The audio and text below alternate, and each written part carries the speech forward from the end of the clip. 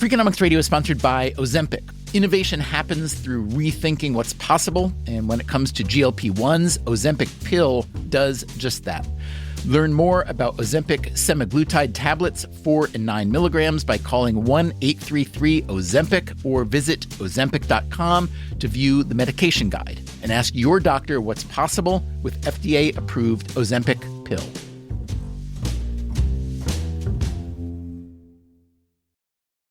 Freakonomics Radio is sponsored by Hotels.com. Hotels.com gives you access to hundreds of thousands of hotels worldwide, and when you join for free, you can save up to 20% instantly with member prices. Plus, every stay earns rewards, so when you book one trip, you're already lowering the cost of the next one. Hotels.com is simple, rewarding, and designed to help you get more out of every stay. Sign up for free and book today. Hotels.com. It's all in the name. Freakonomics Radio is sponsored by Amica.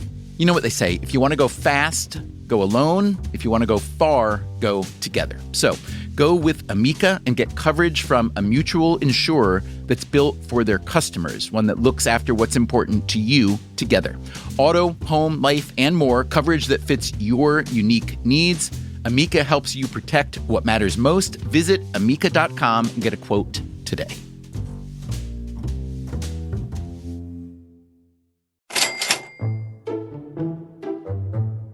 Let's say I flip a coin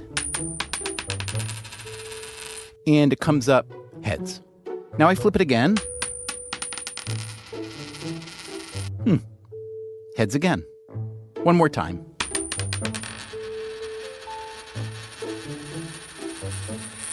And wow, it's 3 heads in a row. Okay, if I were to flip the coin one more time, what are you predicting? Here's what a lot of people would predict. Let's see, heads, heads, heads. It's got to come up tails this time. Even though you know a coin toss is a random event, that each flip is independent, and therefore the odds for any one coin toss are 50-50. But that doesn't sit well with people. Toby Moskowitz is an economist at Yale. We like to tell stories and find patterns that aren't really there. And if you flip a coin, say 10 times, most people think, and they're correct, that on average you should get 5 heads, 5 tails. The problem is they think that should happen in any 10 coin flips. And of course, it's very probable that you might get 8 heads and 2 tails, or it's even possible to get 10 heads in a row. But people have this notion that randomness is alternating, and that's not true. This notion has come to be known as the gambler's fallacy. This is a common misconception in Vegas. You go to the slot machine, it hasn't paid out in a long time, and people think, well, it's due to be paid out. That's just simply not true if it's a truly independent event, which it is, the way it's programmed. So, Toby, you have co-authored a new working paper called Decision-Making Under the Gambler's Fallacy. And if I understand correctly, the big question you're trying to answer is how the sequencing of decision-making affects the decisions we make. Is that about right? That's correct. In fact, the genesis of the paper was really to take this idea of gambler's fallacy, which has been repeated many times in psychological experiments, which is typically a bunch of undergrads playing for a free pizza, and apply it to real-world stakes where the stakes are big, there's a great deal of uncertainty, and these decisions matter a lot. Some of these decisions matter so much, they can mean the difference between life and death. So these probably aren't the kind of decisions we should be making based on this.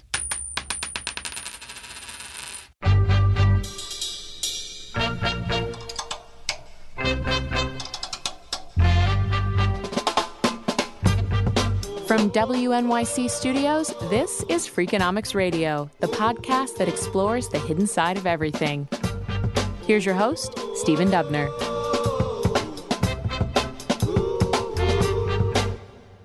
So Toby Moskowitz and his co-authors, Daniel Chen and Kelly Xu, have written this interesting research paper. It's called Decision-Making Under the Gambler's Fallacy. It's the kind of paper that academics publish by the thousand. They publish in order to get their research out there, maybe to get tenure, etc. So it matters for them. Does it matter for you? Why should you care about something like the gambler's fallacy? Well, we often talk on this program about the growing science of decision-making. But it's funny. Most of the conversations focus on the outcome for the decision maker. What about the people the decision is affecting? What if you are a political refugee hoping to gain asylum in the United States? There's a judge making that decision. What if you're trying to get your family out of poverty in India by starting a business and you need a bank loan? There's a loan officer making that decision. Or what if you're a baseball player waiting on a 3-2 pitch that's going to come at you 98 miles an hour from just 60 feet, 6 inches away? That's where the umpire comes in. We'll start with Major League Baseball. That was a simple one.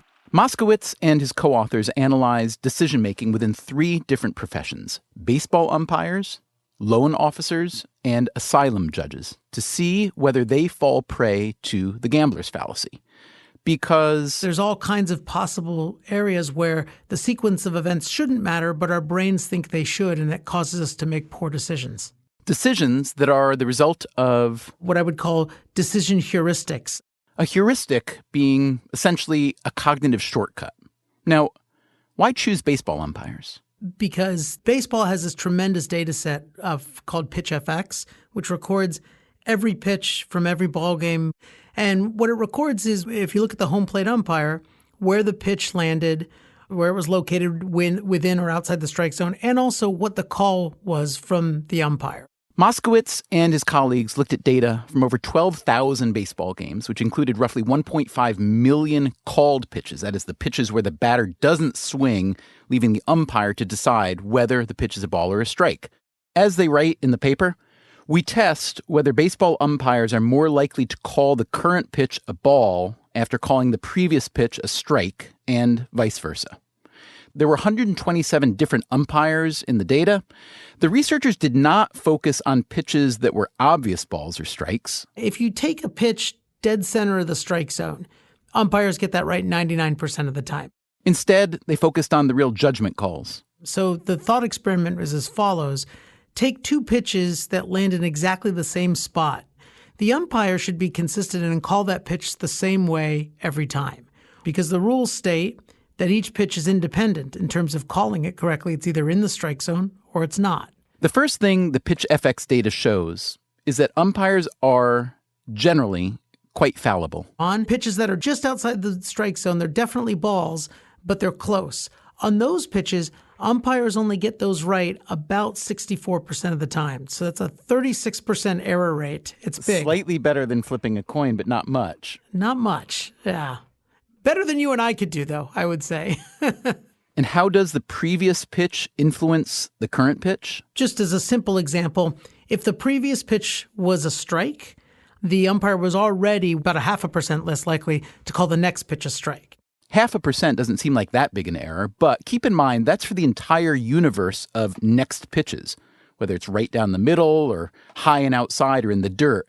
What happens when the next pitch is a borderline call? So if you look at pitches on the corners, near the corners, that's where you get a much bigger effect. So as an example, if I see 2 pitches on the corners, one that happened to be preceded by a strike call and one that didn't, the one preceded by a strike call, the next pitch will less likely be called a strike about 3.5% of the time. Now, if I increase that further, if the last 2 pitches were called a strike, then that same pitch will less likely be called a strike 5.5%. So those are pretty big numbers. And let me just ask you, other than finishing location of the pitch, what other factors relating to pitch speed or spin or angle, et cetera, did you look at and or could you control for? And is that important? You always want to control for those things because some people might argue, well, maybe they see it differently if it's a 98-mile-an-hour fastball versus a 80-mile-an-hour slider or curve. Maybe that changes the optics for the umpire. So we try to control for all that. And the beautiful thing about baseball is they have an enormous amount of data. We threw in things like the horizontal spin and vertical distance of the pitch, the movement of it, the speed, the arc when it leaves the pitcher's arm to when it crosses the plate. We also controlled for who the pitcher was, who the batter was, and even who the umpire was. Since you're controlling for the individual umpires, I assume you have a list of the best and worst umpires, yes? On this dimension, yes, and it turns out they're all pretty much about the same. So you could either view them as equally good or equally bad. There wasn't a single umpire that didn't exhibit this kind of behavior. They all fell prey to what we interpret as the gambler's fallacy in terms of calling pitches, which stands to reason because they're all human. One of the biggest things you have to do when you're an umpire is be honest with yourself. That's Hunter Wendelstedt. Well, now I'm a Major League Baseball umpire. I have been in the Major Leagues full-time since 1999. So I've been able to travel this great country doing something I love, and that's umpiring baseball games. Wendelstedt's father, Harry, was also a Major League umpire, an extremely well-regarded one. Harry also ran the Wendelstedt Umpire School near Daytona Beach, Florida, which Hunter now runs during the off-season. They start with the fundamentals. You hold up a baseball. Here's a baseball. Here are the measurements of the baseball. Here's the weight of the baseball. Same thing with the bat, and you go step by step. There's a proper way for an umpire to put their mask on and take their mask off so as to not block their vision. Different ways to ensure that you get the best look you can. And that's the first 7 to 11 days. If you're fortunate enough to make it as an umpire all the way to the majors, you know you'll be subject to a great deal of scrutiny. Because now, on any given day, at every Major League stadium, you have cameras, most of them high definition, super slow motion, that are critiquing every pitch and every play. Wendelstedt is a fan of the Pitch FX system that Toby Moskowitz used to analyze umpire decisions. Is once these pitch systems got into place, and it's been a great educational tool for us because you look at it and we get a score sheet after every game we work behind the plate, and it tries to see if you have any trends. And it really helps us become a better quality product for the game of baseball. We sent Hunter Wendelstedt the Moskowitz research paper, which argues that Major League umpires succumb to the gambler's fallacy. I was reading that. I got nervous, but that was really interesting. That's just stuff I've never even thought about. It's kind of blowing my mind the last couple of days. It's pretty neat. But Wendelstedt wasn't quite ready to accept the magnitude of umpire error the researchers found. I think it's very interesting, and I really look forward to studying that some more because, running the umpire school and all that, you got to keep up on the trends and the way that the perception is going out there also. Wendelstedt did say that if an umpire makes a bad call, whether behind the plate or in the field, you don't want to try to compensate later. And if you miss something, the worst thing to do, you can never make up a call. People, oh, that's a makeup call. Well, no, it's not, because if you try and make up a call, now you've missed two. And that's something that we would never, ever want to do. The Moskowitz research paper only analyzed data for the home plate umpire, the one calling balls and strikes. For those of you not familiar with baseball, there are 4 umpires working every game, one behind home plate and one at each of the 3 bases. The umps rotate positions from game to game, so a given ump will work the plate only every few games. Interestingly, baseball uses 6 umps during the postseason, adding 2 more down the outfield lines, which has always struck me as either a jobs program or a rare admission of umpiring fallibility. Because if you need those 2 extra umps to get the calls right during the postseason, doesn't that imply they ought to be there for every game? In a more overt admission of the fallibility of umpires, baseball has increasingly been using video replays to look at close calls. In such cases, the calls are overturned nearly half the time. Nearly half the time. Calls by the best umpires in the world, which might make you question the fundamental decision-making ability of human beings generally, and whether we'd be better off getting robots to make more of the relatively simple judgment calls in our life, like whether a baseball pitch is a ball or a strike. But human nature being what it is, and most of us having an undeservedly high opinion of ourselves as good decision-makers, we probably won't be seeing wholesale automation of this kind of decision-making anytime soon. Making decisions, after all, is a big part of what makes us human. So it's hardly surprising we'd be reluctant to give that up. But if the gambler's fallacy is as pronounced as Toby Moskowitz and his colleagues argue, you might wish otherwise. Especially if you are, say, applying for a bank loan in India.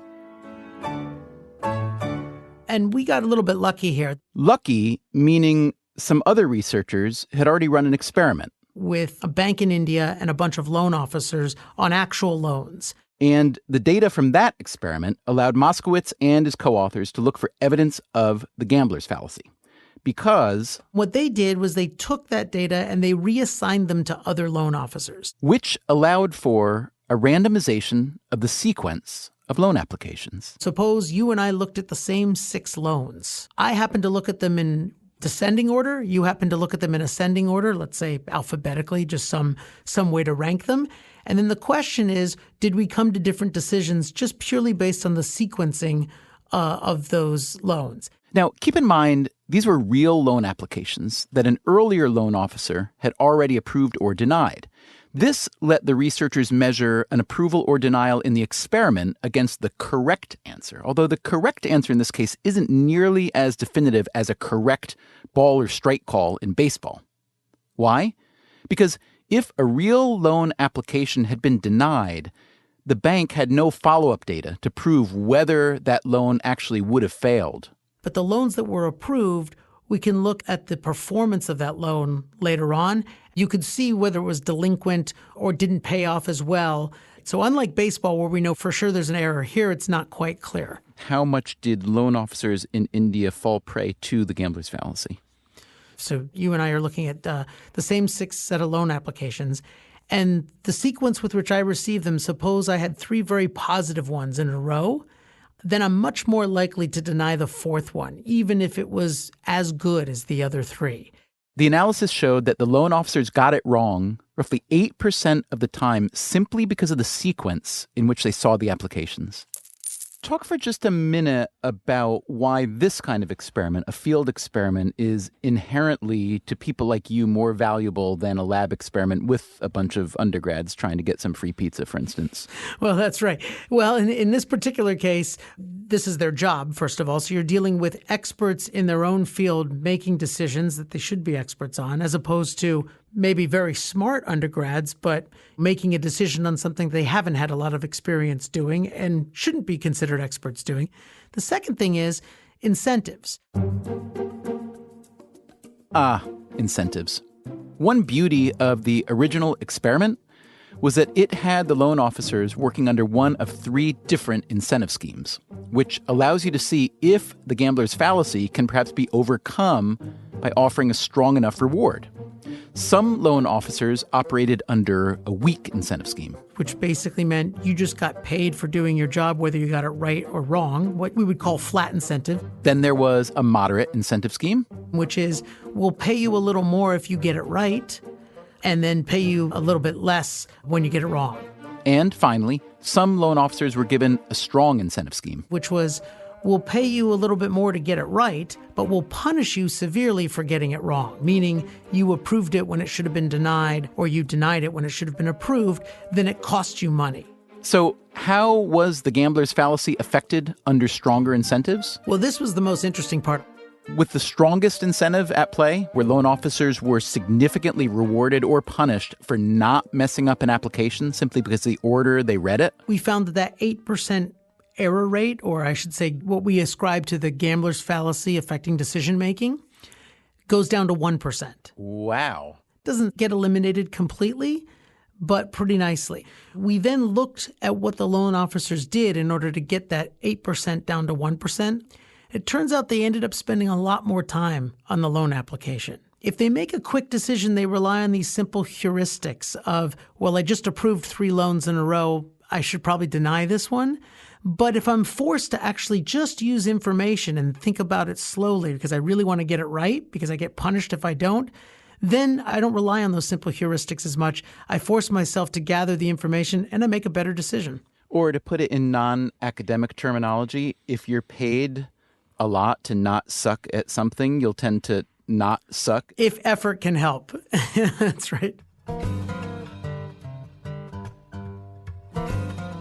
Coming up next on Freakonomics Radio. Let's hope that federal asylum judges aren't deciding 50% of their cases based on sequencing. Also, how stock prices are affected by when a company reports earnings. It makes today's earnings announcement seem kind of less good in comparison. And if you like this show, why don't you give it a nice rating on whatever podcast app you use?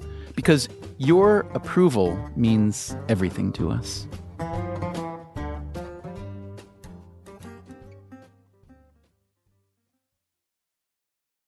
Freakonomics Radio is sponsored by Ozempic. Innovation happens through rethinking what's possible, and when it comes to GLP-1s, Ozempic pill does just that. Learn more about Ozempic semaglutide tablets, 4 and 9 milligrams, by calling 1-833-OZEMPIC or visit Ozempic.com to view the medication guide and ask your doctor what's possible with FDA-approved Ozempic pill.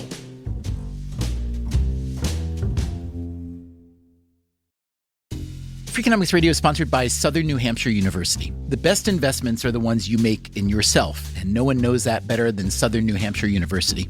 With more than 200 online degree programs, no set class times, and low online tuition, Southern New Hampshire University is built to fit your life today and set you up for success tomorrow. Education is an investment. Why not make it a smart one? Apply for free at snhu.edu/Freakonomics. Freakonomics Radio is sponsored by TalkAboutPD.com. Let's talk about Peyronie's disease, or PD. It's not widely talked about, and some men may feel reluctant to bring it up, but it's more common than you would think. PD can happen when scar tissue builds up under the skin of the penis, causing a curve with a bump during an erection that for some men may lead to pain during intimacy and impact mental health. A trusted urology specialist can help diagnose PD and walk you through your options, including non-surgical treatment.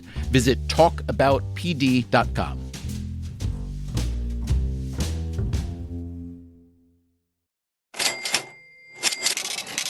Even if you've never watched a baseball game in your life, even if you don't care at all whether someone in India gets a bank loan, you might care about how the United States runs its immigration courts and whether it decides to grant or deny asylum to a petitioner. This is clearly a big decision, certainly for the applicants, right? I mean, in some cases, it could mean the difference between life and death, right? Or imprisonment and not imprisonment if they have to go back to their country where they're fleeing for political reasons or something else. These cases are heard in immigration courts by federal judges. Each case is randomly assigned, which, if you're an applicant, is a hugely influential step. As Toby Moskowitz and his co-authors write, New York at one time had 3 immigration judges who granted asylum in better than 8 of 10 cases, and 2 other judges who approved fewer than 1 in 10. So, as the researchers compiled their data to look at whether the gambler's fallacy is a problem in federal asylum cases, they focused on judges with more moderate approval rates. The data went from 1985 to 2013. So we looked only at judges that decided at least 100 cases in a given court, and only looked at courts or districts that had at least 1,000 cases. Among that set across the country over those several decades, you're talking about 150,000 decisions, and I think it was 357 judges making those decisions. So quite a large sample size. The researchers controlled for a number of factors: the asylum seeker's country of origin, the success rate of the lawyer defending them, even time of day, which, believe it or not, can be really important in court. A 2001 paper looked at parole hearings in Israeli prisons to see how the judges' decisions were affected by extraneous factors. Hunger, perhaps. This study found that judges were much more likely to grant parole early in the day, shortly after breakfast, presumably, and again, shortly after the lunch break. So Moskowitz and his colleagues tried to filter out all extraneous factors in order to zoom in on whether the sequencing of cases affected the judge's rulings. Keep in mind, there's also no way to measure a correct ruling. When a judge denies a certain case, we don't know for sure if that was the right or the wrong decision. So I want to qualify that, because what we can show is whether the sequencing of approval or denial decisions has any bearing on the likelihood that the next case is approved or denied. And that we show pretty strongly. So what does it look like for an asylum judge to be affected by the gambler's fallacy? So if the cases are truly randomly ordered, then what happened to the last case should have no bearing on this case, right? Not over large samples. And what we find is that's not true. If the previous case was approved by the judge, then the next case is less likely to be approved by almost 1%.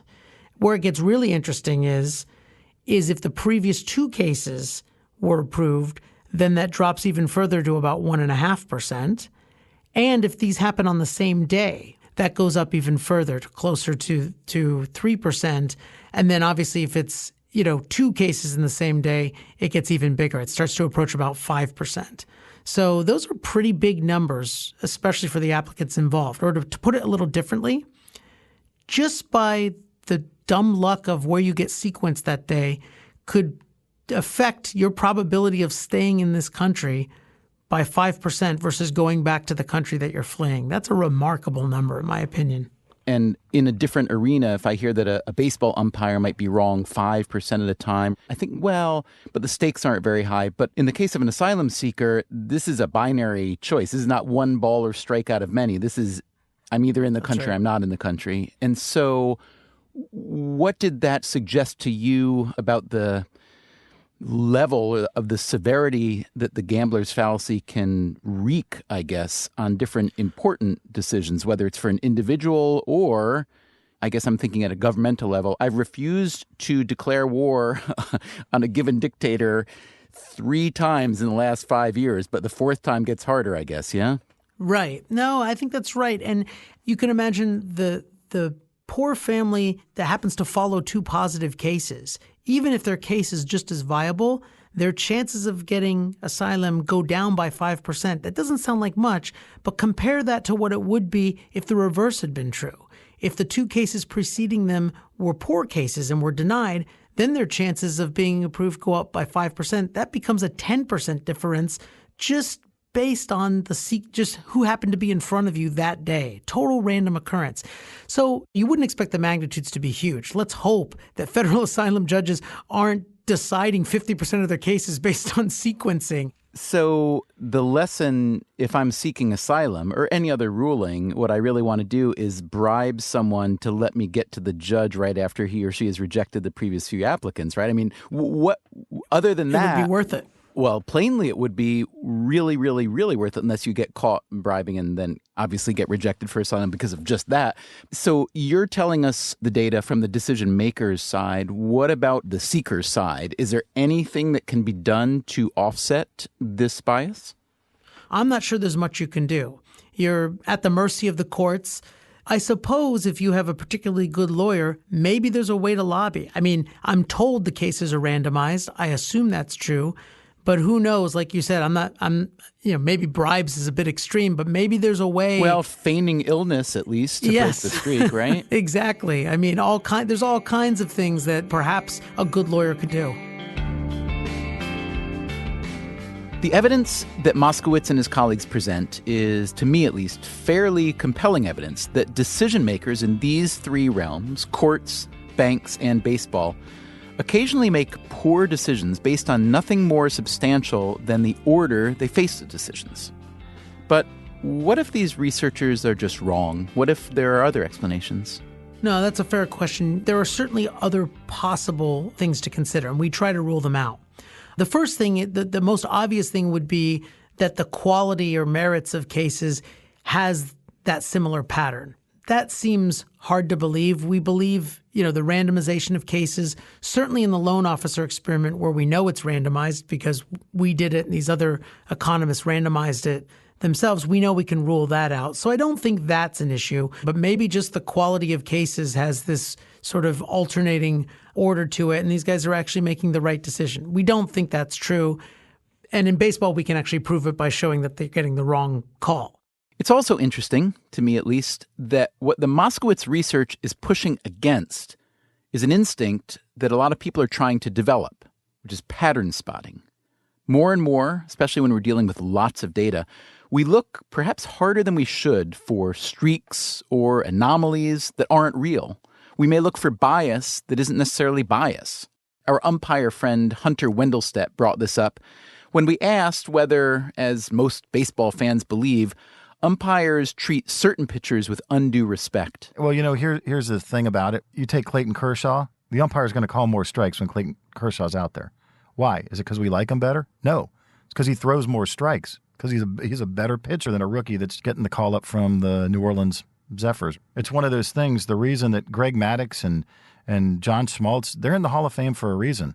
Toby Moskowitz points to one more barrier to unbiased decision-making related to the gambler's fallacy, but slightly different. It's another bias known as sequential contrast effects. That sounds like a very technical term, but it's a pretty simple idea. The idea is if I read a great book last week, then the next book I read, even if it's very, very good, I might be a little disappointed because my reference for what a really good book is just went up. And you could see how that phenomenon would really be important in, let's say, job applicants or any kind of applicant, yeah? Correct. We see this all the time, that the sequence of candidates that come through for a job, I think matters, both from the gambler's fallacy as well as from sequential contrast effects. So I, along with a couple of other researchers, were interested in this idea of sequential decision errors. That's Kelly Shue. I'm an associate professor of finance at University of Chicago, the Booth School of Business. She's also one of Toby Moskowitz's co-authors on the Gambler's Fallacy paper, and she's a co-author on another paper called A Tough Act to Follow, Contrast Effects in Financial Markets. And I was talking to some asset managers in New York, and they said that when they consider earnings announcements by firms, their perception of how good the current earnings announcement was is very much skewed by what they've recently seen. So Shue and her colleagues collected data on firms' quarterly earnings announcements from 1984 to 2013 to see how the markets responded. We look at how that firm's share price moves on the day of the earnings announcement and in a short time window before and after that announcement. And what did they find? So what we find is that if yesterday an unrelated large firm announced a very good earnings announcement, it makes today's earnings announcement seem kind of less good in comparison. And on the other hand, suppose yesterday's earnings announcement was pretty disappointing, then today's news, all else equal, looks more impressive. Before you go thinking that stock market investors are particularly shallow, Shue notes that contrast effects like these have been widely observed in lab experiments. So what they've shown is that subjects will judge crimes to be less egregious if they've recently been exposed to narratives of more egregious crimes. College students will rate pictures of their female classmates to be less attractive if they've recently been exposed to videos of more attractive actresses. So something we believe something fairly similar is happening in the context of earnings. In this research, as well as the Gambler's Fallacy research, the timing of the consecutive decisions really matters. Toby Moskowitz again. Meaning, if the decisions that you're making occur very close in time, then you tend to fall prey to the sequencing effect. So take the judge's example, for instance. We find that if cases are approved on the same day, then the likelihood of the next case that same day goes way down. If those cases were one day removed, the effect gets a lot weaker. Or, in fact, if there's a weekend in between the decisions, then it's almost non-existent. So if the judge approved a bunch of cases on Friday, that really doesn't have much bearing on what happens Monday. Moskowitz has tried to apply this insight to his own decision-making when it comes to grading students' papers. If I see a sequence of good exams that may affect the poor students who happen to be later in the queue in my pile, but one of the things I try to do, mostly just because I don't want my head to explode, is I take frequent breaks between grading these papers, and I think that breaks that sequencing. My mind sort of forgets about what I did in the past because I've done something else in between. What do you do during your breaks? Go for a walk, check email, get some coffee, maybe work on something else. Or, my students don't want to hear this, but occasionally I'll grade an exam in front of a baseball game and, I'll stop and watch a couple of innings. Obviously, every realm is different. A loan officer is different from a baseball umpire, is different from an asylum judge, is different from a professor grading papers, and so on. But what they all would seem to have in common is a standard of, competence or excellence or whatnot. And so is there any way for all of us to try to avoid the bias of the gambler's fallacy, to try to, I guess, connect more with an absolute measure rather than a relative measure? Well, that's a very good question. I think it does depend on the field. Obviously, if you think about asylum judges, the absolute measure, sort of your overall approval or denial rate might be good from a judge's perspective, but it's certainly not great from the applicant's perspective if you make a lot of errors on the side, right? The errors may balance out, but to those applicants, there's huge consequences.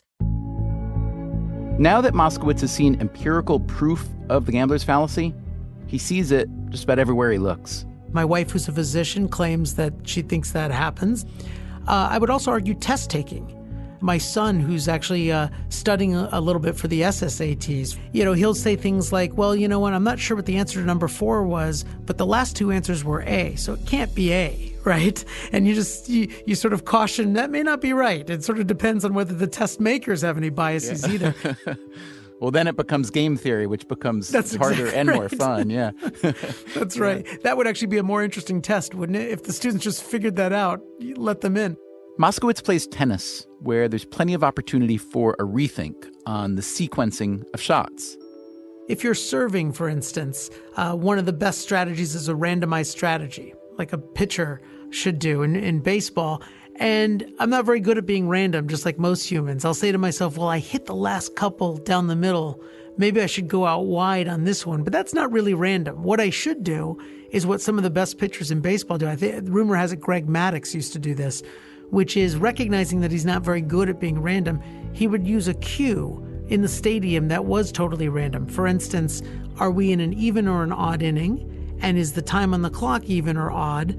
Some other cue that would just give him a sense of, well, I'll throw a fastball if there's two, if the clock ends on an even number and the inning's even, I'll throw a slider. If it's an odd, I should say to myself, if the score is even or odd, or if if I count, 5 blades of grass on the court as opposed to 3, so something that's totally random that has nothing to do with it allows me to supply that random strategy, which my brain is not very good at doing. Most people's brains aren't. It's an interesting paradox that it takes a pretty smart person to recognize how not smart we are at doing something as seemingly simple as being random, because it wouldn't seem to be so difficult, right? I would say that's fairly true in general, that the smartest people I know are so smart because they know all the things they don't know and aren't very good at. And that's a very tough thing to do. Interesting. The smartest people know all the things they aren't very good at. Me? I've never been very good at learning just when to end a podcast episode. I'm going to start working on that right now. Coming up next week on Freakonomics Radio, roughly 15 million Americans will eat their Thanksgiving meal in a restaurant. No cooking, no cleanup, and increasingly, no tipping. We just knew we had to go cold turkey on this whole tipping thing. Why tipping is a ridiculous way of doing business and what one man is doing to change it. That's next time on Freakonomics Radio.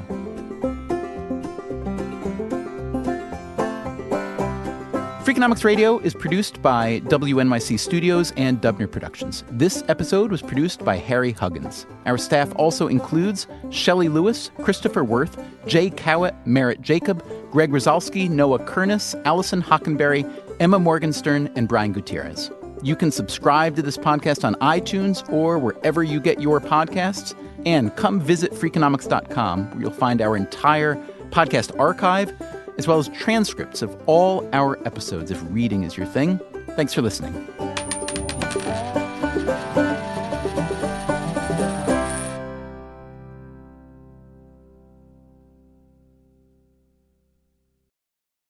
Freakonomics Radio is sponsored by Vitamix. According to the LA Times, the average American home contains 300,000 items, including a staggering number of appliances. All those gadgets, just clutter. But there's one tool that delivers what a dozen others only promise. From pureeing to chopping, Vitamix blenders bring the power of an entire kitchen to your countertop, offering enduring performance and precision you can count on. In a world full of clutter, do more with less. Visit Vitamix.com and shop now. Hi, I'm Angie Hicks, co-founder of Angie, and one thing I've learned is that you buy a house, but you make it a home. Because with every fix, update, and renovation, it becomes a little more your own. So you need all your jobs done well. For nearly 30 years, Angie has helped millions of homeowners hire skilled pros for the projects that matter. From plumbing to electrical, roof repair to deck upgrades. So leave it to the pros who will get your jobs done well. Angie, the one you trust to find the ones you trust. Find a pro for your project at Angie.com. Sometimes life will get you stressed out. Lucky you can always count on text now. Free talk, free text, free 5G, and they'll never shut you off. Cause like I said, it's free. Text Now's got your back. Nationwide, no long-term contracts. But oh, they're nervous about losing service. Text Now's got your back, that's their sense of purpose. No matter what comes next, you've got free talk and text with the Text Now app. Download it today. Wireless plans require the purchase of a SIM card. Visit textnow.com for terms and conditions.